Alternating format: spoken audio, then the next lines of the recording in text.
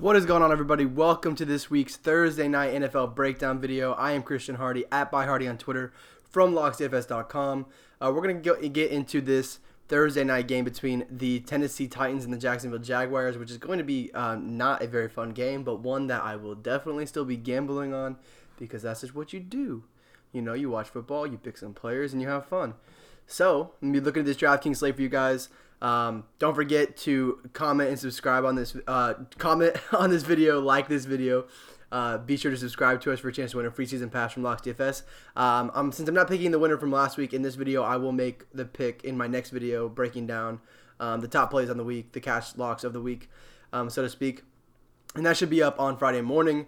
So let's go ahead and get into this slate. As I said, just leave that comment. You'll have a chance to win that free season pass. Helps us out. We'd like to give back to you guys, and let's just kind of give it back to you guys. So also be sure to check us out at locksdfs.com for all of our NFL content and all of that good stuff. For all the premium content, I'll have a written breakdown up that I'm kind of looking at to talk about this slate. But I'll have a full breakdown up. We also do full breakdowns for the Sunday night and Monday night games. On that as well, which are with our cash locks and GPP strategies basically in there. So with all that said, let's go ahead and get into the slate. It's a 39.5 total in this game. Titans have a 20.5 total. The Jaguars have a 19-point total. I think mostly due to the fact that Gardner Minshew is their starting quarterback, 6th-round rookie from Washington State. I'm going to go ahead and go team by team on this, and I'm going to start with the Jaguars, the home team, and just kind of talk about the top pieces. Obviously, Addy isn't here, so I thought that might be the best way rather than, talking back and forth about it. I'll just kind of give my take on the teams and how I'm kind of seeing things playing out as I'm building my lineups. And I do think it is a pretty straightforward slate here. I think you have one easy decision on this slate, and it was kind of similar to that Panthers slate where it's like he's got to click someone in, and that is going to be Leonard Fournette this week. I mean, the dude plays like 90% of the snaps. He's got 12 targets through 2 weeks for the Jaguars. I mean, he's just a pretty easy, straightforward play on this slate. 6 targets in 2 games, which is great to see. Of course, they were trailing both those games. I think this game is really going to play mostly to the run. Both these quarterbacks look to be mostly game managers. So I think we're going to see Fournette get a ton of run. I think we're going to see Derrick Henry get a bunch of run. Those are going to be the safest options on the slate. In general, on these showdown slates, on these showdown slates, a lot of your picks should be kind of dependent on the total. In these lower total games that are maybe under 45 or so, you're going to see more correlation to just playing the running backs in those games. And that's really what we're going to see here with Leonard Fournette, who's just, playing every snap, and it's just a pretty easy play on this slate. I think he's one of my top captains as well. Saves you a little bit of money from the Derrick Henry captain or Mariota captain. Fine with Minshew captain as well, and we'll talk about him as well. We'll actually talk about him right now. And the most notable thing about Minshew is that, obviously, besides him being the QB1 taking over, he did rush 6 times 56 yards last week. I do think it's mostly an outlier. I don't think you can expect that. But it's worth noting that he is a little bit mobile. He had 4 rushing touchdowns in his last year at Washington State. So he can do a little bit of that. I don't expect too much of that to happen. But he's still going to be someone that you are definitely looking to as your as a QB1 in this game. If I can, I'm really going to be trying to get all 4 of these top 4 guys. And again, we'll talk more about the Titans here in a second. But Minshew is the cheapest of the 4. He's going to project about the same as Mariota. I mean, within probably half a point or so. Because the team total is so similar, because they're both game managers, I'm definitely concerned about Minshew a little bit. He fumbled 3 times, lost one last week. That's definitely concerning. The offensive line is healthy. They do get their left tackle back in this game. That's going to be a little bit of a boost as well.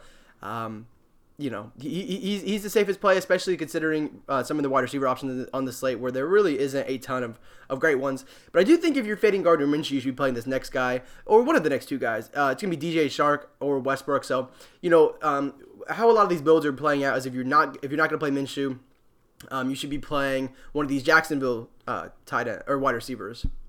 If you're going to play... Yeah, if you're not playing Minshew, you should do that. If you're not playing Mariota, you should play Delaney Walker, 8,200, get that salary, and then you're able to pay up a little bit for your cheaper options besides the running backs. So whichever way you decide to go, I think both are fine, and that's going to be something I'm deciding up to lock. And so let's talk about these receivers a little bit. DJ Shark and DJ Westbrook, they are leading the team in targets. Shark, I believe, has... I think Shark has 12 and Westbrook has 13 targets. Shark leads the team in air yards. I can actually pull that up real quick. I think I had it up. I have Tennessee up right now. But we'll go ahead and pull up this from airyards.com. So we got air yards on Shark at 179. Chris Conley is banged up a little bit. He should play in this game. I think he's listed as... Oh, no, he's not even listed as questionable. He's going to play in this game. Doesn't carry an injury designation. But that said, he still is playing on a short week with a hip injury. That's going to be tough for him. I think that could benefit Shark a little bit.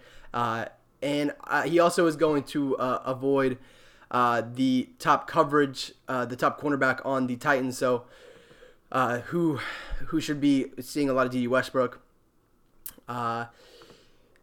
Don't love either of these guys in cash. We're looking at a very low total game here, but for what they are, they're okay. I think I slightly prefer the upside of Shark, but neither one really blows me away here. Conley's more of a GPP option at this price, though Minshew has really just spread it around between all the receiving options.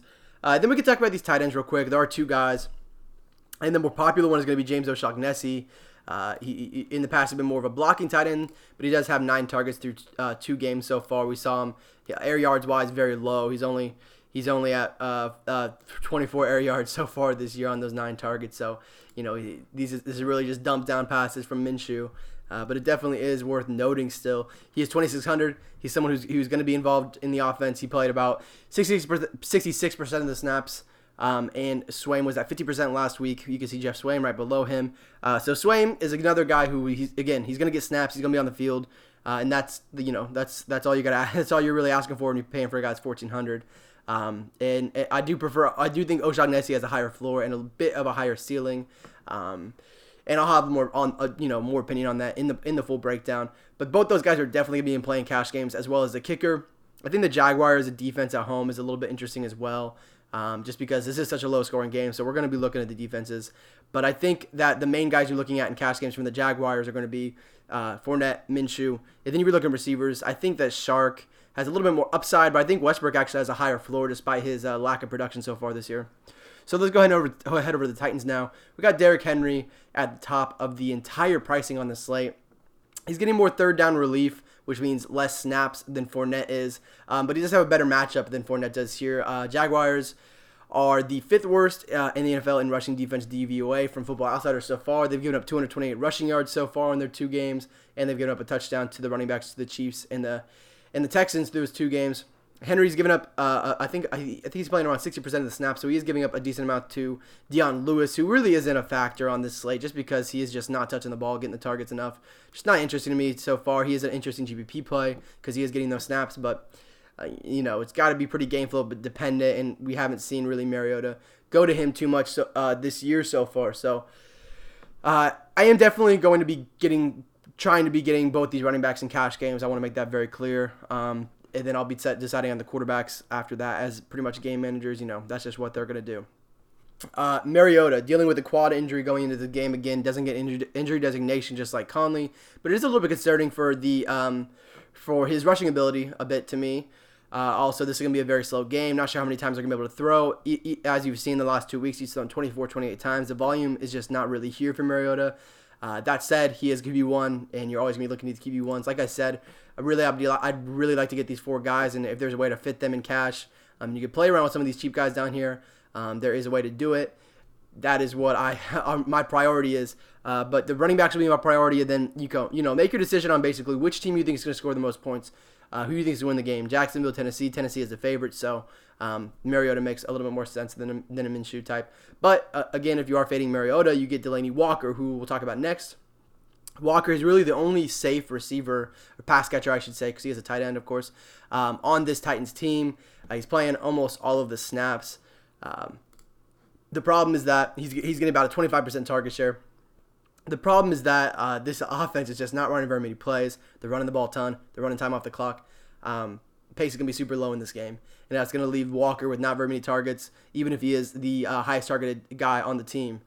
Like I said, if you're not going to be playing Mariota, play Walker. You can also I'm talking about in cash games. In GBPs, of course, you're going to maybe want to stack one side of that and go with a Walker, who is clearly the top Tennessee pass catching option. Now let's talk about the rest of the Tennessee pass catching options real quick. No one on this team, and I don't know if you saw it when I pulled it up, is really impressing in air yards at all.